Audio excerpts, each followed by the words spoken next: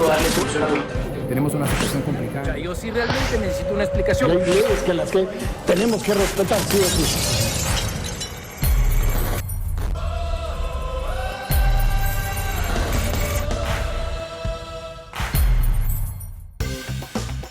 Muy buenas noches y bienvenidos a su programa Veneno Presenta. Y me dicen, no empeces a hablar de política, no te metas a los dilemas, porque te tenemos una sorpresa y queremos que te sentes. Yo, obviamente, me voy a sentar y voy a esperar que tanto usted como yo veamos pues, este avance, ¿no? Oigan lo que voy a decir. Agarrémonos las manos, chicas. Chicos. Cerremos el vínculo aquí. Resulta ser de que Katy me dice algo al oído. ¿Qué le dijo? Voy a cambiar con quién casarme. ¿Por qué? Y Alison dice, voy a cambiar con quién casarme. Ok, cambio. Adivinen a quién me dijo en el oído, sin Tata. Alison saber. Ese veneno está arrasando.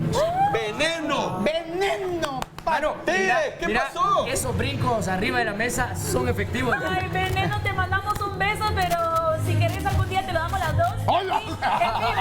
En vivo y a todo color, una de un lado y otra de otro lado. Pues que alabo, ¿verdad? O sea, probablemente los demás que dicen que soy un mal tipo y demás no estarán muy contentos. Halagos como esos tampoco recibirán los políticos, porque ni modo, ¿verdad? Tenemos problemas en infraestructura, los diputados están de vacaciones, tenemos críticas desde fuera del país. Mire, ¿sabe qué? Vamos con las noticias.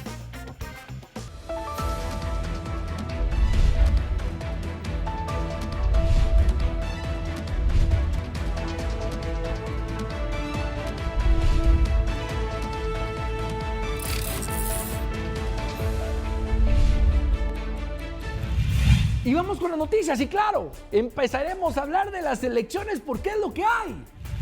Y la primera noticia, pues sí, los diputados que están de vacaciones, que no que regresan, que hay sesión extraordinaria, pero hay temas importantes por los que se van a juntar esta semana. Pero ¿qué leyes van a poner en discusión en el Congreso y cuáles pueden aprobar? ¡Aguas! No puede ser que ya haya pasado 30 días de estado de sitio y que no sabemos nada de las drogas. ¿Y cómo así, pues? ¿Por qué el alcalde no dice dónde está sembrado?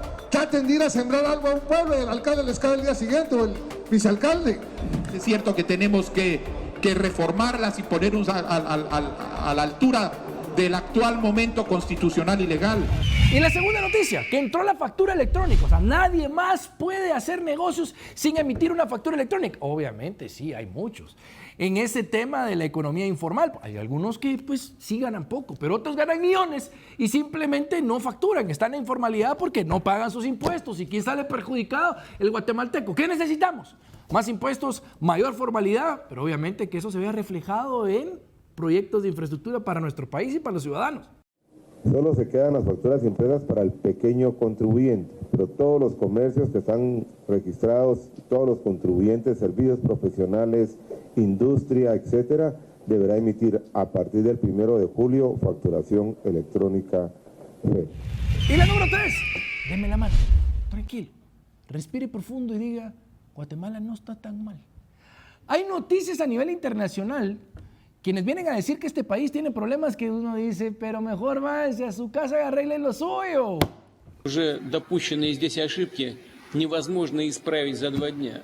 Так было и с зеленой повесткой, так называемой зеленой повесткой, которая поставила крест на инвестициях в новые проекты, технологии и перспективные месторождения. Но если не крест поставила, то затруднила инвестиции.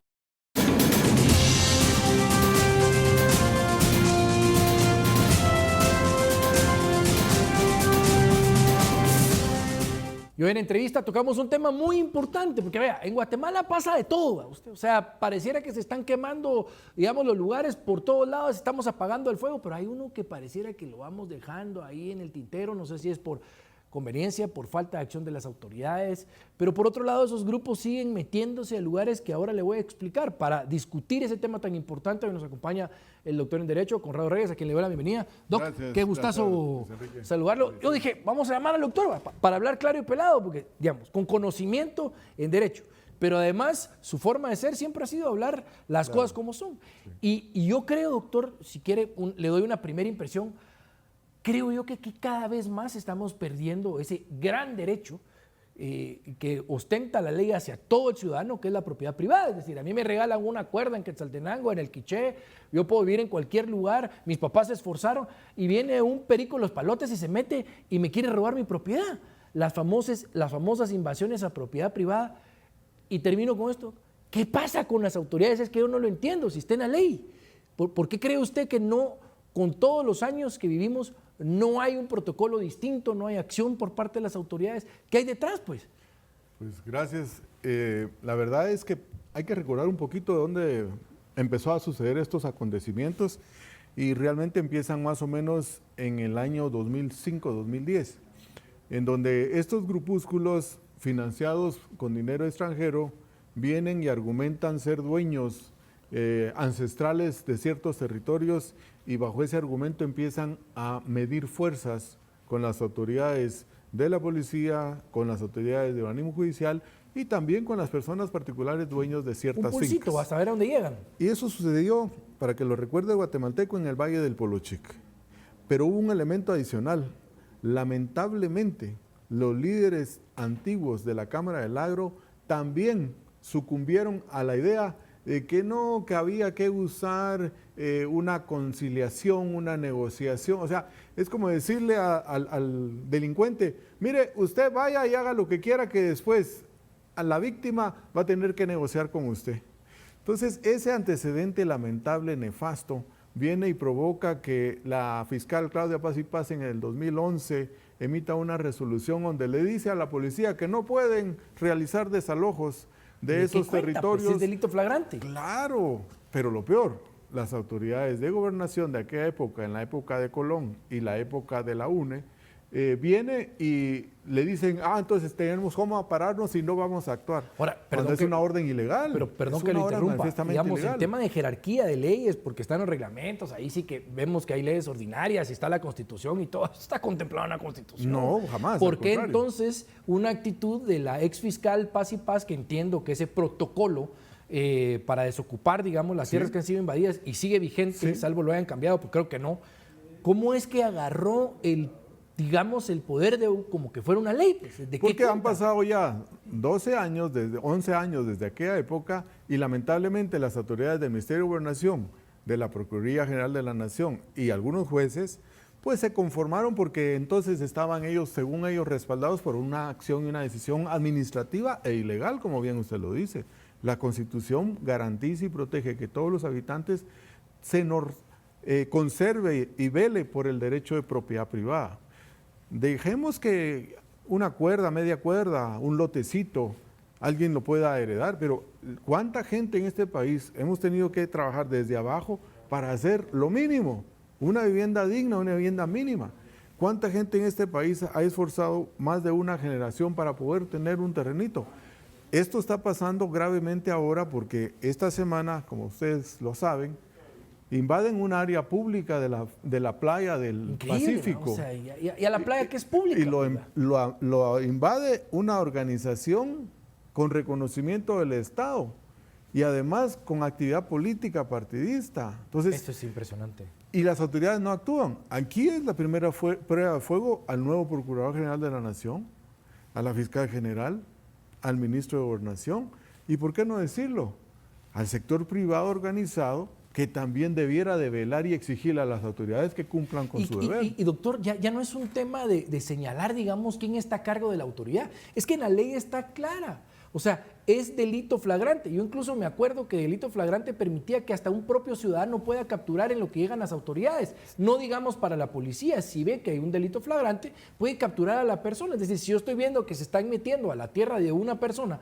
que no es, pues puedo llegar a capturarle a la policía y hacer las capturas. Pero aquí pasan los años, se roban madera preciosa, secuestran a los jueces o vienen y le pegan a la población, matan a los chuchos, matan a los guardianes, agarran grandes extensiones de terreno y lo más curioso, cuando supuestamente se va a hacer una de las tantas acciones del Ministerio de Gobernación cuando dice vamos a desocupar ahí, tienen armas, tienen AK-47, le disparan a los policías y mandan a los policías con pistolitas con balas de hule. Nadie está diciendo que sea una masacre, pero es decir, ¿cómo puedo yo el día de mañana tolerar o tratar de defender que invadieron si ya cometieron el delito? ahora resulta que protegemos más. Ah, no, cuídenlos para que los saquemos bien, pero si ya cometió el delito. Entonces yo creo que no es un tema de a que ejerzan el liderazgo, es por qué no cumplen la ley. Y sobre esto tengo una pregunta. Los jueces que al final de cuentas no acatan ni dan la orden de desalojo, ¿no se les puede iniciar a ellos un prevaricato o alguna vaina así por incumplir, digamos, normas constitucionales? Porque yo creo que ya hay que ponerlos contra la pared, pues. Yo creo que a todas las autoridades que mencioné, tanto al jefe, al director de la policía como al ministro de Gobernación, en su momento al fiscal a cargo de la investigación en ese departamento, así como también al juez jurisdiccional que conozca de las denuncias. O sea, todos tienen responsabilidad. Acordémonos que el funcionario público, quien quiera que sea, tiene obligación de hacer que prevalezca y que se cumpla la ley dentro del límite de sus competencias. Ese es un principio que está también y debemos de, como guatemaltecos, entender que nadie, ninguna autoridad puede hacer algo que la ley no le autoriza. Pero están obligados a hacer todo lo que la ley les obliga a hacer. Y en este caso, todos debieran de ser denunciados y procesados. Incluso debiera de plantearse los antejuicios que sean necesarios contra cualquier juez o funcionario que goce de antejuicio como consecuencia del incumplimiento de deberes, porque es un delito. El incumplimiento de deberes es un delito. Si la ley le obliga a él, que la Constitución, a protegernos a todos los guatemaltecos, nuestro derecho a propiedad privada, se denuncia, se presentan las evidencias, salen los videos, hasta salen manifiestos de estas organizaciones o de estos grupúsculos diciendo que ellos están ahí, reivindicando la propiedad para su comunidad o lo que sea. Esa es una confirmación para el juez de un acto consumado, reiterado, que la posesión y la usurpación se realizan como un delito flagrante continuo. O sea, termina hasta que son desalojados, hasta que son procesados, hasta que son encarcelados. Antes no. Entonces la responsabilidad de los funcionarios continúa en tanto esas personas estén y ahí. media vez lo dejen pasando se vuelve más permisivo. Y lo que hay que decir es que, como es evidente, y ellos buscan que la gente sepa quiénes son, es Codeca, pues, o sea, no es que uno quiera señalarlos porque uno intuye, ¿no? Ahí están las mantas de la gente de Codeca poniéndolas enfrente de las invasiones que ellos buscan o de las tierras que buscan ellos obtener. En las playas públicas ahorita, en las casas, que además afectan el turismo, que afectan todo lo que es la inversión extranjera. Cuando un país dice, mire, pues es que la propiedad privada no se respeta, ahora están agarrando hasta las casas de playa y la playa que es pública, entonces, o sea, sí, es increíble. Y tienen las mantas con mensajes. Es increíble cómo una organización de ese tipo, que se denomina civil hasta cierto punto, pero también tiene una organización política que participa en elecciones, que pone diputados, que tiene candidatos a la presidencia, yo lo veo, eso es increíble, pues, o sea, es simplemente increíble, y que además la población todavía crea que son una buena opción. Por eso le decía yo que ahí es la Procuraduría General de la Nación la que debe actuar ante el Tribunal Supremo Electoral para presentar las evidencias de los actos ilegales de estas organizaciones, porque son fuera del ámbito, y que proceda a solicitar la cancelación. La Procuraduría debiera de solicitar al ministro de Gobernación como director o jefe, al jefe de registro de organizaciones civiles, de asociaciones, también la cancelación de esa clase de instrucciones, porque realmente lo que son grupos organizados al margen de la ley, en donde el Estado, las autoridades de diferentes gobiernos, les han dado un papel, en donde ellos se amparan o quieren ampararse para sus actos ilegales. O sea, solo falta que la Mara X o W vaya, registre su adhesión y el ministro de Gobernación diga, es que como son una asociación, no podemos capturar a los pandilleros. O sea, a ese colmo estamos llegando de ilegalidad, de falta de cumplimiento de la ley, pero por sobre todo de los funcionarios judiciales, los funcionarios del Ministerio de Gobernación y los funcionarios de la Procuraduría General de la Nación están incumpliendo con sus obligaciones, con sus deberes legales, y todos tienen que responder por eso. De repente la gente no termina de asumir lo importante que es proteger el derecho de propiedad privada.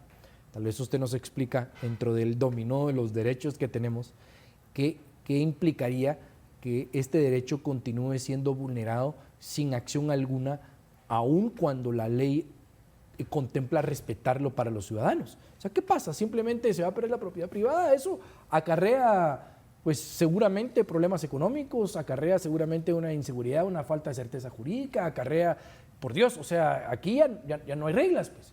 No, definitivamente el derecho a propiedad es un derecho inherente al ser humano porque es el único que le motiva y que le puede realizar o buscar realizar cierta satisfacción de sus necesidades humanas.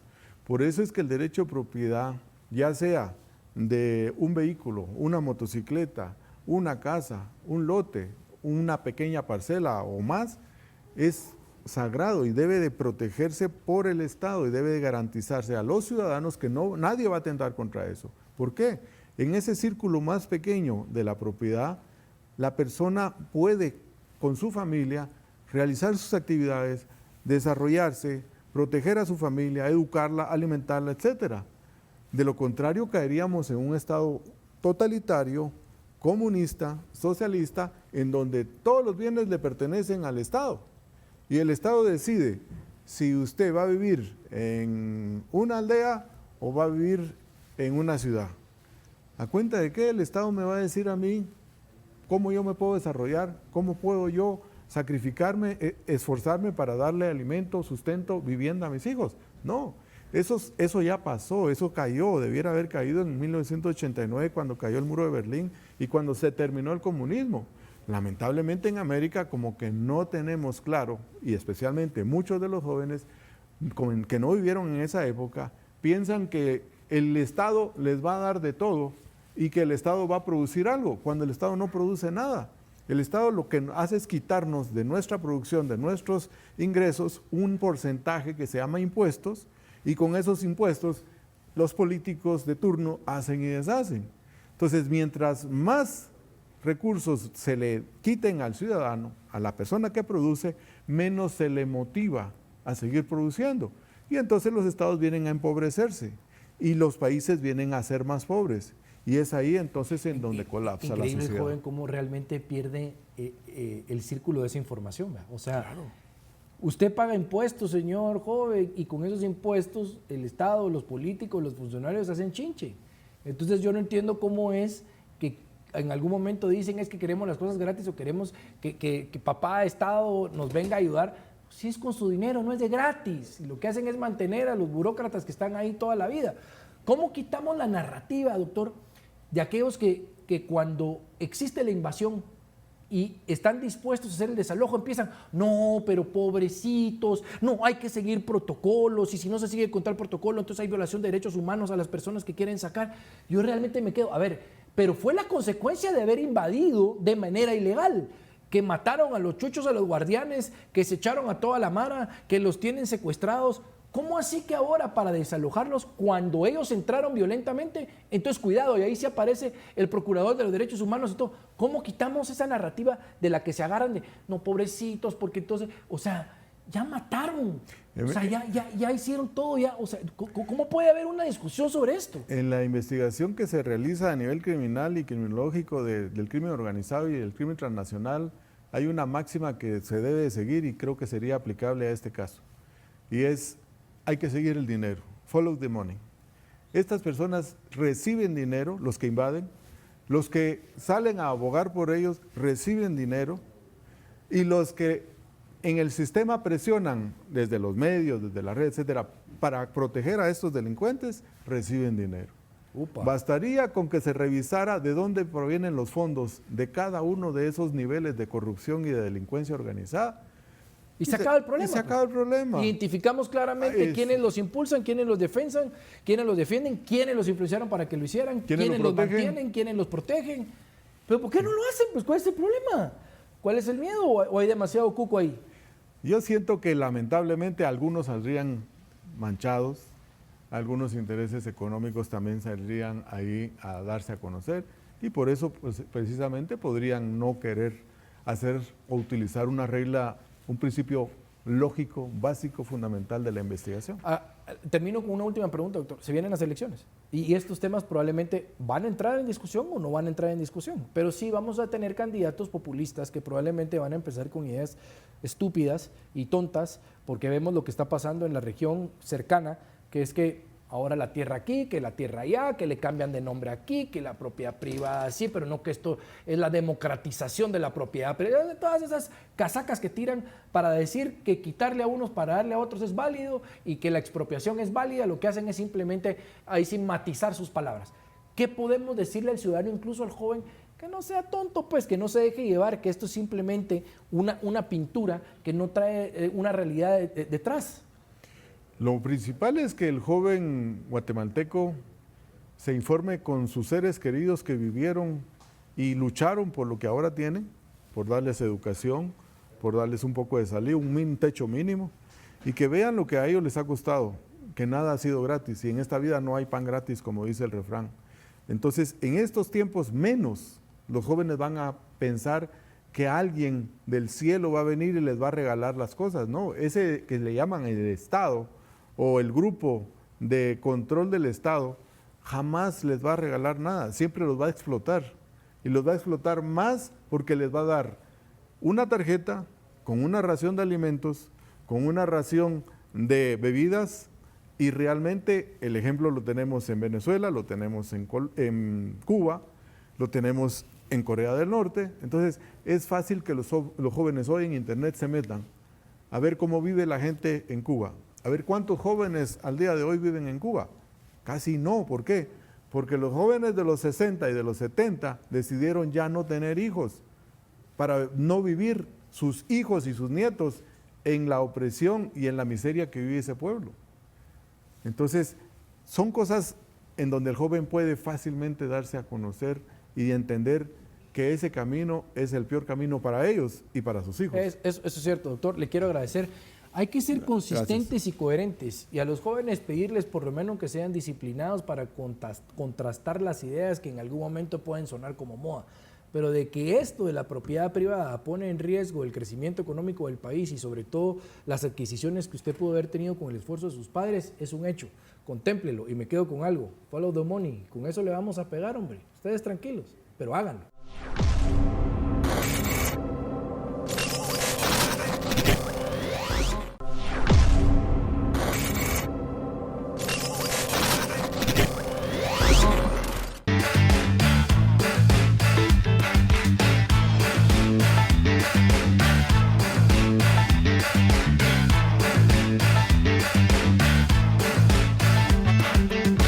Sabes que hace poco me dice alguien, y el maestro José Pérez, y digo yo, no me digas que ya se metió al sindicato como gobierno. Maestro, pero tampoco maestro de obras. Sí he dado clases, vos he dado clases en una universidad, he dado clases también a nivel maestría, pero también me gusta dar clases a la población en general. No solo educar a los diputados, porque me ha tocado ir a educar a diputados, sobre todo en temas legales, pero esos son otros 5 pesos. Pero toca educar a la gente también en temas de lo que se viene a nivel electoral, porque... Delicado. Es tan solo que la de presidente, que la de alcalde, la de diputados, pero si vienen temas complicados y temas delicados, fiscal general, Contraloría General de Cuentas, y entre otras, que si da tiempo, también hago una clasecita de esto. Luca. Inicia el año 2022 y pareciera que tiraron la banderita de salida para los políticos para que empiece, sí señores, empiece ya, año y medio de las elecciones, empiece la carrera presidencial, la carrera por las alcaldías y la carrera por las diputaciones, en esta suerte de precampaña electoral. Y en esta suerte de precampaña hay estrategias de estrategias. Hay algunos que muy dedicadamente pareciera que tienen el mismo asesor político y les dicen, mira, ¿sabes qué? Hagamos algo distinto, hagamos un libro para tener una gira de medios.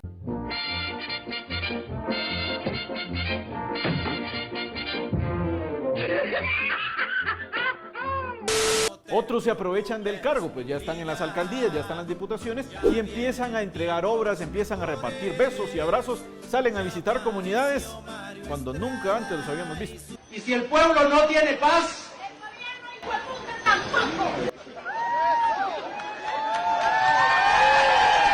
y claro, en las decisiones importantes del país nunca los hemos visto, pero ahora que es año preelectoral, salen de debajo de las piedras y salen nuevamente a ofrecer las soluciones a todos los problemas. No te preocupes, mi vida, ya vienen tiempos mejores.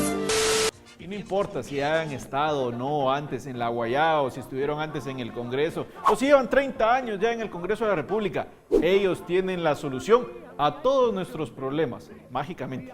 Señor, señora, identifíquelos, véalos, conózcalos, que ya no nos den a tol con el dedo.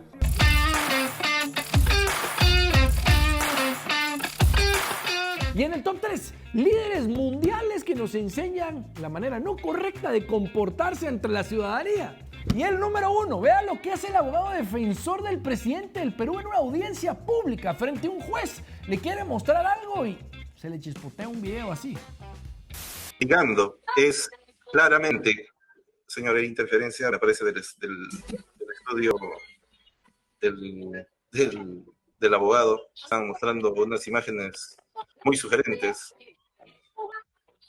No sabemos exactamente a qué se debe, señor juez. Y la número 2, el presidente Biden, que si es subiendo el avión se resbala, que si está saliendo el helicóptero se pega en la cabeza, que si quiere dar una vuelta en bicicleta y todos lo están viendo. Mire.